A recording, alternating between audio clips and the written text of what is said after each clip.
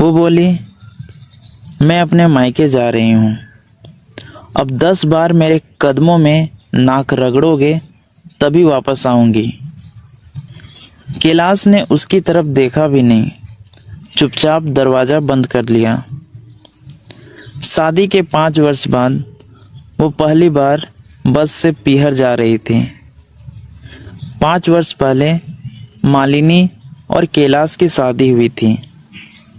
मालिनी बहुत सुंदर थी, लंबा कद, गोरा रंग, सांचे में ढला हुआ बदन, तीखे नयन नक्श, गजब ढाती हुई फिगर, सेक्सी दिख रही थी। वो उसे देखते ही दिल हार बैठा था। कैलाश के पिता बड़े बिजनेसमैन थे। कैलाश खुद भी अलग से अपना धंधा जमा चुका था, खूब पैसे कमा रहा था। पैसे वाले लड़कों का रिश्ता कौन ठुकराता है भला। मालिनी के पिता ने तुरंत रिश्ता स्वीकार कर लिया। फिर दोनों की धूमधाम से शादी हो गई। कैलाश ने समाज में एक नया उदाहरण रखते हुए शादी में 1 रुपया भी दहेज में नहीं लिया था, ना ही किसी प्रकार का सामान लेना स्वीकार किया था। वो मालिनी से बहुत प्यार करता था, उसकी हर बात मानता था, उसका हर नखरा उठाता था। अगर वह रूठ कर मायके चली जाती तो तुरंत उसके पीछे भागता और मनाकर वापस ले आता था। मगर मालिनी आज़ाद ख्यालों की लड़की थी, उसे बंदिशों में रहना जरा भी पसंद नहीं था।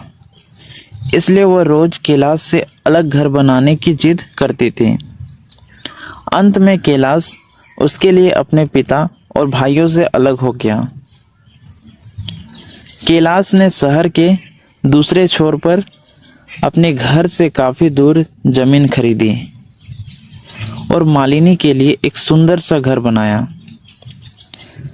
घर में मालिनी के लिए हर सुख सुविधा थी, नौकर थे, चाकर थे, उसके लिए पर्सनल गाड़ी भी थी। वो उस पर फिदा था, उसके लिए कुछ भी कर सकता था, किसी को भी छोड़ सकता था। मगर मालिनी खुद से प्यार करने वाली औरत थी। उसे अपनी फिगर से इतना ज़्यादा प्यार था कि वो कैलाश के बच्चे को भी जन्म नहीं देना चाहती थी। कैलाश जब भी मालिनी से सेक्स करता था तो मालिनी चुपके से दवा ले लेती थी। इसी कारण 5 वर्षों में वो एक बार भी गर्भवती नहीं हुई। उसके बहुत महंगे शौक थे, पैसों को पानी की तरह बहाती थी। वो कैलाश के बिना भी होटलों में खाना खाने चली जाती थी। गैर मर्दों से संबंध यानी सेक्स भी बना लेती थी। फिर एक दिन कैलाश को पता चल गया। उसने उसे समझाया कि वो उससे बहुत प्यार करता है, उसे किसी भी कीमत पर खोना नहीं चाहता है। अगर आइंदा उसने उसे गैर मर्द के साथ देखा तो बहुत बुरा होगा। मगर कहते हैं ना, चाहे मर्द हो या औरत, अगर उसे बाहर मुंह मारने की आदत पड़ जाए फिर वो कभी नहीं छूट पाती। यह मालिनी के साथ हुआ। कैलाश ने फिर से उसे किसी और के हाथ पकड़ लिया। इस बार दोनों में बहुत झगड़ा हुआ और मालिनी घर छोड़कर चली गई। इस बार तो उसने मालिनी को गाड़ी भी नहीं ले जाने दी। इस कारण वो जीवन में पहली बार बस से पीहर गई थी। मालिनी को गुरूर था कि कैलाश उसके बिना 4 दिन भी नहीं रह पाएगा। नहीं दिखूंगी तो दौड़ा आएगा। मगर 1 महीना बीत गया, कैलाश नहीं आया। मालिनी के तीनों भाइयों की शादियां हो चुकी थी। भाभियों के घर में रहना इतना आसान नहीं होता। ऊपर से वो सिर्फ ऑर्डर देना चाहती थी। इसी कारण भाभियां 1 महीने में ही उससे तंग आ चुकी थी। मालिनी को भी पीहर में वो ऐसो आराम नहीं मिल रहा था जो उसे ससुराल में मिलता था। कैलाश के आने की उम्मीद टूटने लगी तो उसकी अकड़ ढीली पड़ गई। उसने हार कर कैलाश को फोन मिलाया, मगर उसका फोन बंद आ रहा था। उसने 3-4 दिन तक फोन ट्राई किया, मगर कैलाश का फोन ऑफ ही था। अचानक उसे एहसास हुआ कि कुछ गलत हो गया है। वह तुरंत ससुराल की तरफ निकल पड़ी। रास्ते में वो ईश्वर से प्रार्थना करती जा रही थी कि अब वो बिल्कुल सुधर जाएगी, सिर्फ कैलाश की बनकर रहेगी, उसके बच्चों को जन्म देगी और अपनी गृहस्थी बसाएगी।